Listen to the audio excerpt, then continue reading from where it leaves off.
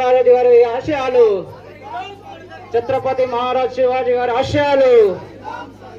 సోదరులారా, ఈరోజు మరి ఛత్రపతి శివాజీ మహారాజు గారి జయంతి కార్యక్రమాన్ని ఇవాళ దేశవ్యాప్తంగా కూడా ఇవాళ ప్రతి గ్రామాన కూడా ఇవాళ నిర్వహించడం జరుగుతూ ఉన్నది. ఆ మహనీయుడు అనేక దశాబ్దాల క్రితమే, వందలాది సంవత్సరాల క్రితమే ఈ దేశంలో 350 సంవత్సరాల క్రితం అంటే ఆ రోజుల్లో నియంతృత్వం అనేక మంది మన భారతదేశానికి అనేక మంది రాజులు పరిపాలిస్తున్నటువంటి కాలం అది.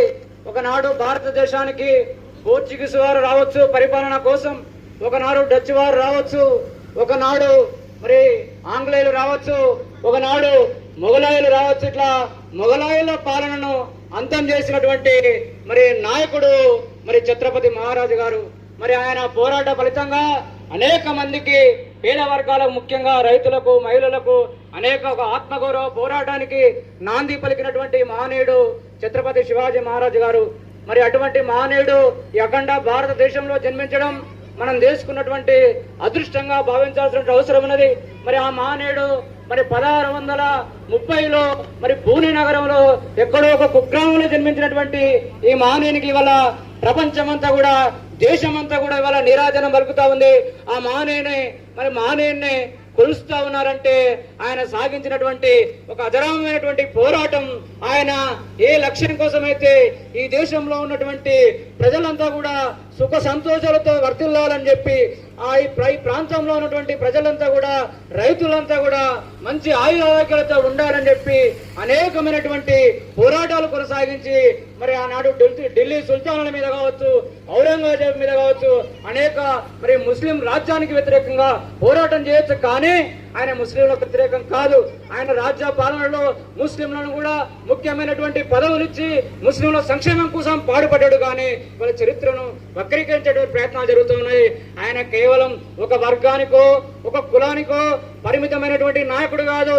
ఈ దేశం అభినందించే, ఈ దేశం గర్వించదగ్గ బిడ్డ ఈ మహానీయ నాయకుడు ఛత్రపతి శివాజీ గారు.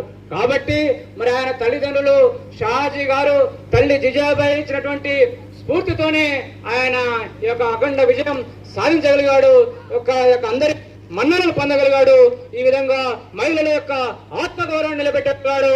ఆయన పాలనలో అనేకమైనటువంటి సంక్షేమ కార్యక్రమాలకు శ్రీకారం చుట్టి, అదేవిధంగా సతీ సాగమనం కావచ్చు, అనేక విషయాల మీద ఈ దేశంలో ప్రజలంతా కూడా సుఖ సంతోషాలతో ఉండాలని చెప్పి సందేశం ఇచ్చి ఆ యొక్క లక్ష్యం కోసం, ఆ యొక్క స్వరాజ్యం కోసం, స్వయం పాలన కోసం పాటుపడ్డటువంటి మహనీయుడు మరి శివాజీ గారు. అటువంటి మహనీయుని కొలుచుకోవడం అంటే చిన్న విషయం కాదు. కాబట్టి ఆయన ఏ ఆశయం కోసం, ఏ స్ఫూర్తిని కొనసాగించాడో ఈనాడు యువతంతా కూడా ఆయన చూపినటువంటి మార్గంలో మనమంతా కూడా నడవాల్సిన అవసరం ఉన్నది. ఆయన మీద అనేక మంది అత్యాయత్నం కొనసాగిస్తే కూడా ఒక సమయస్ఫూర్తితోనే ఆనాడు గిరిలో పోరాటానికి శ్రీకారం చుట్టాడు.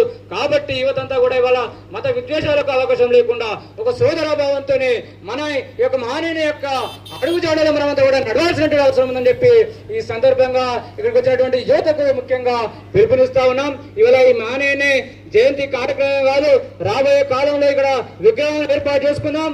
ఆయన విగ్రహాలు ముఖ్యంగా అనేకమైనటువంటి స్ఫూర్తినిస్తాయి. ఇటువంటి మహనీయుల యొక్క విగ్రహం నిలుపుకోవడం ద్వారా అనేక మంది మరి రోజు నిత్యం ఈ మహనీయుని యొక్క జీవితాన్ని ఈ గ్రామ ప్రజలంతా కూడా ఆదర్శంగా తీసుకోవడానికి అవకాశం ఉంటుంది. కాబట్టి విగ్రహాలు విప్లవాన్ని సృష్టిస్తాయి, విగ్రహాలు ఆదర్శాలు సృష్టిస్తాయి. కాబట్టి ఇటువంటి మహనీయుల యొక్క విగ్రహాలు నెలకొల్పుకోవడం మంచి సాంప్రదాయం. కాబట్టి ఈ యొక్క ఇది ఎన్ని కుట్రలు పడినా కొంతమంది అనేక రకాలుగా కుట్రలు చేస్తా ఉన్నారు. మనకు శాంతియుతమైనటువంటి వాతావరణంలో ఉండాలి, సహనంతో ఉండాలి. ఎందుకంటే మరి శివాజీ గారు ఎంత సహనంతో ఉంటే గానీ మరి 350 ఏళ్ల క్రితమే మరి రాజ్యపాలన సాగించుండు. కాబట్టి ఆయన యొక్క ఆశయాన్ని కొనసాగించాలంటే ఆయన ఎంత సమయస్ఫూర్తితో ఉన్నాడో మనం కూడా అంత సమయస్ఫూర్తి నుండి ఆ యొక్క కళలు ఉన్నటువంటి శివాజీ మహారాజు కళలు ఉన్నటువంటి రాజ్య స్థాపన కోసం మనమంతా కూడా పాటుపడాలని చెప్పి ఈ సందర్భంగా ఇక్కడ వచ్చినటువంటి యువతకు పిలుపునిస్తూ ఈ అవకాశం ఇచ్చినటువంటి పెద్దలందరికీ ధన్యవాదాలు తెలియజేస్తూ సెలవు తీసుకుంటా ఉన్నాం. కొనసాగిస్తాం శివాజీ మహారాజు గారి ఆశయాలు, కొనసాగిస్తాం శివాజీ మహారాజు గారి ఆశయాలు. Thank you.